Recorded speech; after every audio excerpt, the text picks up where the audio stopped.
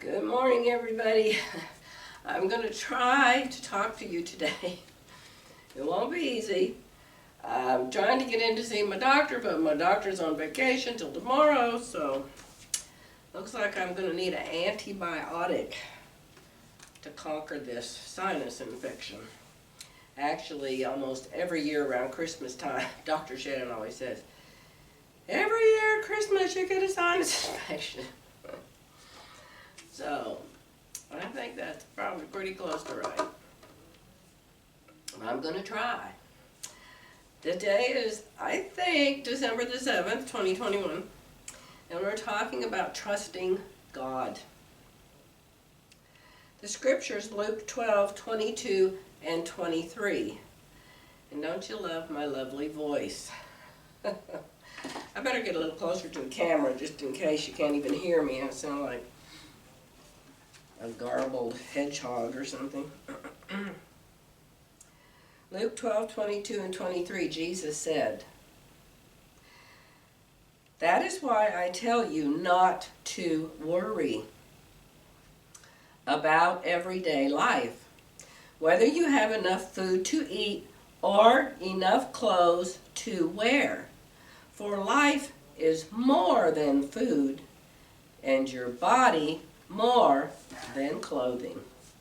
Well, I think that's pretty cut and dried, and we know what Jesus was talking about there. Let's see what the book says, as Jerry always says. Of course, you know that as a believer you should trust God. Therefore, worry is often the biggest enemy for a Christian. It's hard not to worry when things aren't going well. Worry and trust cannot live in your heart at the same time. Worry pushes everything else aside. It's hard sometimes, but your trust in God will grow stronger and stronger a step at a time. Trust Him for a small thing, and the next bigger thing will be a little easier. Learning to trust is a major step in the journey of faith. Yes, very true. I better put my bookmark back in here. So obviously I can't talk for very long. The more I talk, the less I can talk, if that makes sense to everybody. But yes, it would be wonderful if we could learn not to worry. Excuse me. I have not gotten to that extent in my relationship with the Lord yet that I have quit worrying all the time.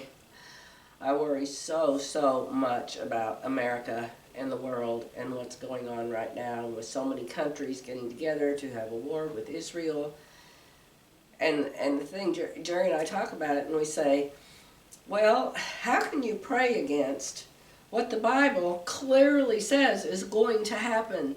And everything that's happening right now, it's right here. It's written right here. There's going to be plagues. There's going to be diseases. There's going to be lies. Men are going to be lovers of themselves, and they're going to say there is no God.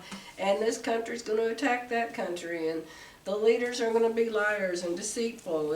And everything that's happening is in the Bible. And so you feel like if you're praying against it, you're like praying against the Bible almost. Well, that's one of the things I worry about.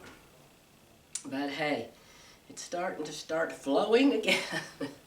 So I've got to quit. Thank you for all your prayers. I'll be fine. I'm absolutely positive I'll be fine. This usually takes sometimes 3 or 4 weeks to conquer.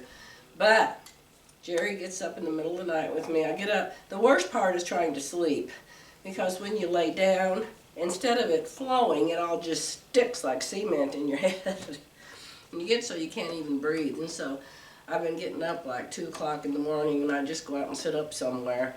And he gets up and comes and sits next to me and prays for me and holds my hand. And he's just the best husband in the whole wide world, I swear. I don't know how I ever got so blessed to have him for my husband. But anyway, thank God for that, and I thank God for you. And I'm going to let you go before I start squeaking like a little mouse. I'll try to be back tomorrow, but I do have a doctor appointment at 2 o'clock tomorrow.